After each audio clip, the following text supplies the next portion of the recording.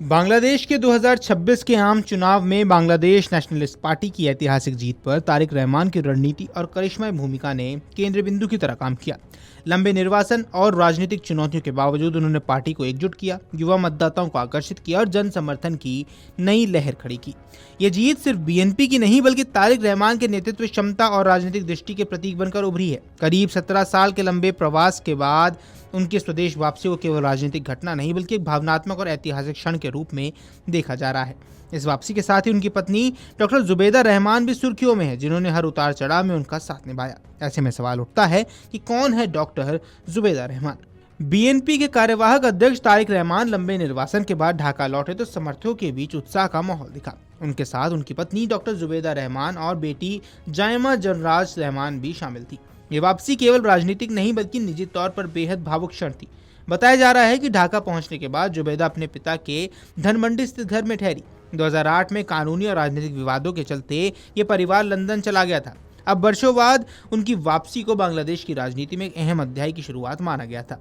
ऐसे में यहाँ समझना जरूरी है कि कौन है डॉक्टर जुबैदा रहमान। दरअसल डॉक्टर जुबैदा रहमान का जन्म 18 मई 1972 को सिलहट में हुआ था। पढ़ाई से शुरू में ही मेधावी रही जुबैदा ने उच्च माध्यमिक परीक्षा में शानदार प्रदर्शन किया और बाद में ढाका मेडिकल कॉलेज में दाखिला लिया। 3 फरवरी 1994 को उनकी शादी तारिक रहमान से हुई। एमबीबीएस की पढ़ाई पूरी करने के बाद उन्होंने चिकित्सा क्षेत्र में अपनी अलग पहचान बनाई। 1995 में बीसीएस केडर परीक्षा में प्रथम स्थान हासिल कर उन्होंने सरकारी सेवा भी ज्वाइन की।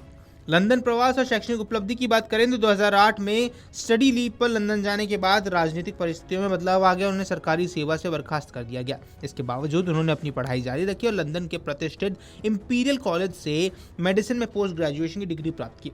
लंदन में बिताए गए वर्षों के दौरान उन्होंने परिवार और कानूनी चुनौतियों के बीच संतुलन भी बनाए रखा।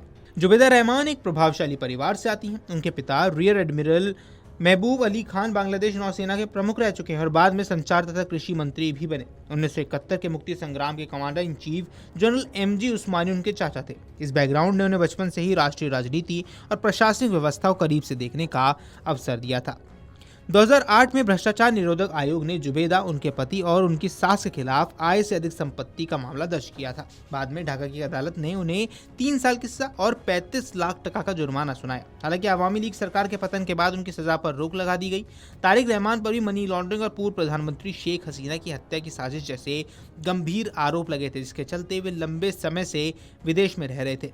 करीब 6300 से अधिक दिनों बाद जब ये परिवार स्वदेश लौटा तो इसे बांग्लादेश की राजनीति में बड़े बदलाव के संकेत के रूप में देखा गया। चुनावी जीत के बाद तारिक रहमान का नेतृत्व और जुबैदा रहमान की सक्रिय मौजूदगी आने वाले समय में देश की सियासत को किस दिशा में ले जाएगी, इस पर अब सबकी निगाहें टिकी हुई हैं।